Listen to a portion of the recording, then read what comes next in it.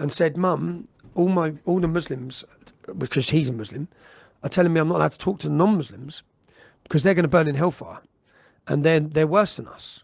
So that there explains what's going on in the Islamic community for why there's a Muslim playground, non-Muslim playground.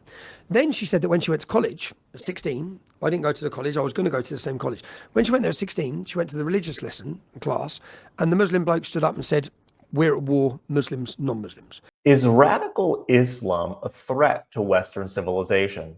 Take a look at this clip over here with Tommy Robinson, the British activist, as he talks on the Soothing Semantics podcast. So we'll listen to what he has to say and then talk about it. But first, hit that subscribe button over there in the corner. We'd love to stay in touch. Check this out. What is the issue with Islam based on your book right here? Everything I saw in my life growing up, I didn't understand with the Islamic community and the Pakistani. I didn't know where it come from. And I sat down this week with Lubna, who's a Muslim girl from Luton, from my hometown. She's 2 years below me at school, went to a different school. And I sat down to interview her. It's blowing up, the podcast. I sat down to talk to her about what her upbringing was and what it looked like for her. So the issue I just told you about my school, I asked her about her school. And she said, well, everyone was integrated apart from the Muslims. I said, so your community just weren't friends with anyone? She said, no, it was everyone else and it was us, same as me.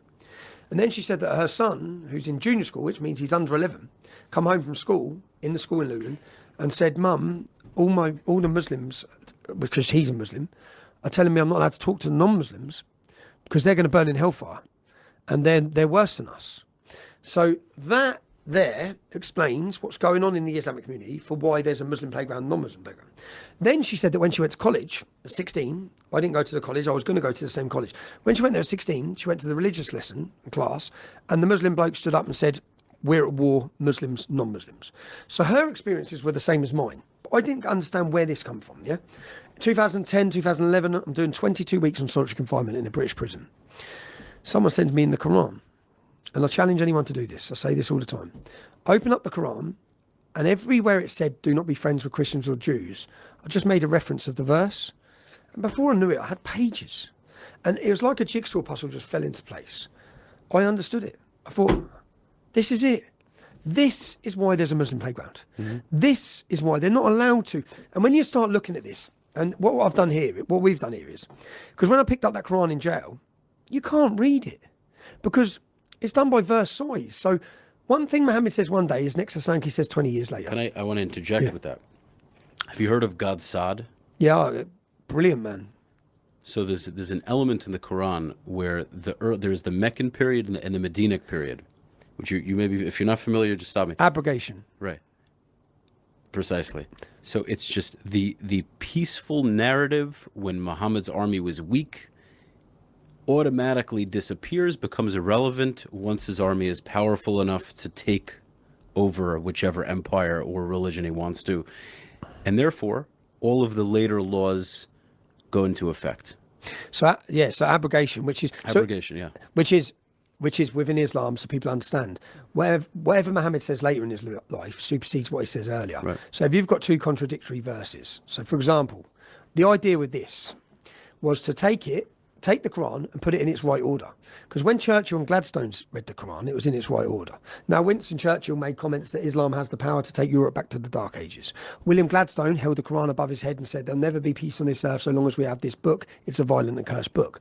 These men understood Islam, And then, now, you can't understand it. So we took it from what Islamic scholars say and Islamic historians, and we put it in the right order, according to them, And that's what we've done in this book. So then we put any verses of hate or violence in bold writing.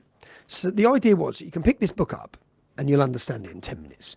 The reason being, say, for example, you'll read through and you'll read a verse and you'll get to a peaceful verse. Say like this, 76:29. This is an admonishment, and those who will may choose a way until the Lord, And then that has a little line for it. Mm-hmm. A little cancellation line, and it's cancelled by verse 9:5. So this has put it together and said, well, there's a peaceful verse, but this contradicts it, and Muhammad said it later in his life, so it has a little line for it, and then you go to the back to see what 9:5 is, and we've done this for the whole book, and obviously all the bold writing is so when you open it, it's just like, kill them, basically. Fucking hell. It says kill them all the time. 100 verses that just talk about rape, murder, and death. Yeah. Against non-Muslims. So that was the purpose of putting the book together, so people understood it.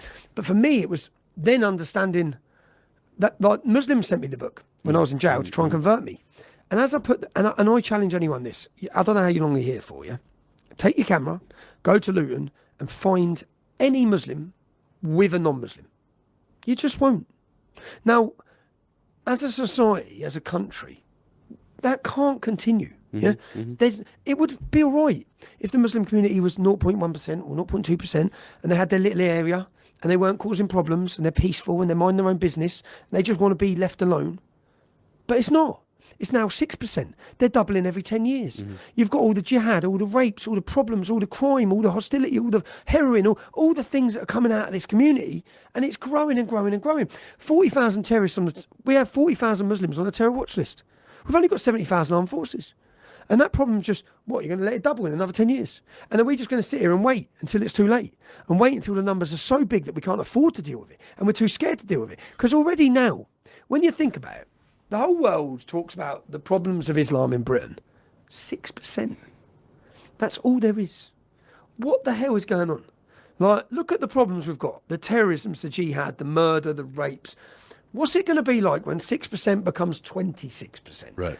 Well, we know what it's going to be like because you just have to read the life of Muhammad when he was in Mecca. And it just goes from being calm and being peaceful to becoming larger in numbers and then launching a jihad. For here, there is a bond between the radical left and radical Islam. And I think there's really two pieces of the puzzle of why they are strange bedfellows together. Number one is because they have a mutual hatred of the West. The far left hates the West, hates everything the West stands for, looks at it like colonizers, like they're evil, like every evil that has ever happened in the world came from the colonization that happened under Western civilization.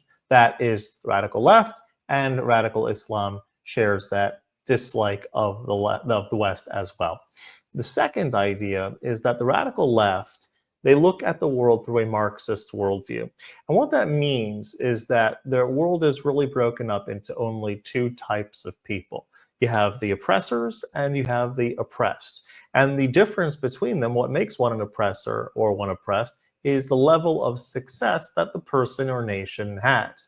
So if the nation is successful or if the person is successful, they only got that way because they were oppressors. And vice versa, those who are unsuccessful only became unsuccessful not because of the choices that they made, not because of other circumstances. It was only because they were oppressed by an oppressor.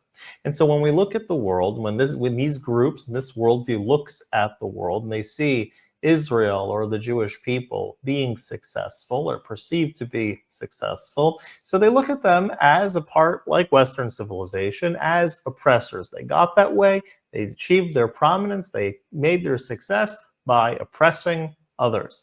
And vice versa, they'll look at the Palestinians, they'll look at many in the Arab world, who never really made it, and they won't attribute it to the governments that they elect, they won't attribute it to culture, they won't attribute it to any other aspect. They has to say the reason that they're not successful is because they were oppressed.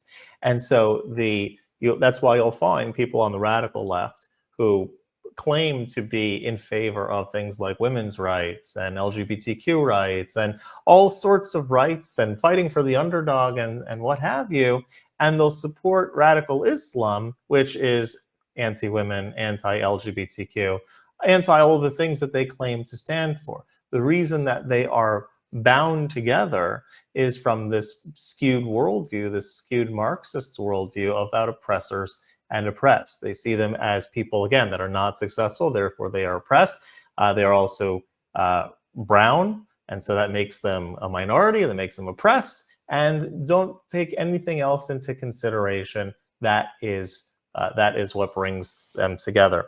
And so we have to, in the West, first of all, recognize that that radical Islam is an issue that needs to be dealt with through immigration policies, through various means. Some politicians are talking about it. Some governments are talking about it. Others are not, are blind to it, and are just kind of walking unconsciously into a suicide. We have to be aware of it. And we also have to appreciate the things that Western civilization has brought to the world, the values that Western civilization has brought to the world, the ideas that Western civilization has brought to the world, has created the freest and most prosperous societies in the history of the world. And so that is something to be very happy about, very appreciative, or very proud of, that we're a part of that. Western civilization participated in slavery, just like every other civilization participated in slavery, but Western civilization uniquely was the civilization that ended slavery. And so we have what to be excited and happy and proud of being a member of Western civilization. Doesn't mean that everything was perfect and pretty all the time, and I don't want to whitewash anything. The problem is we need to look at the overall picture, and certainly we can see that Western civilization has been a net good for civilization as a whole. And when we remember that, and then we remember that there are groups and civilizations out there, radicals, that want to crush Western civilization, we need to be on heightened alert and make sure that that does not come anywhere near to fruition. And if you like this content overall, hit the button over there in the corner. We'd love to stay in touch. Take care.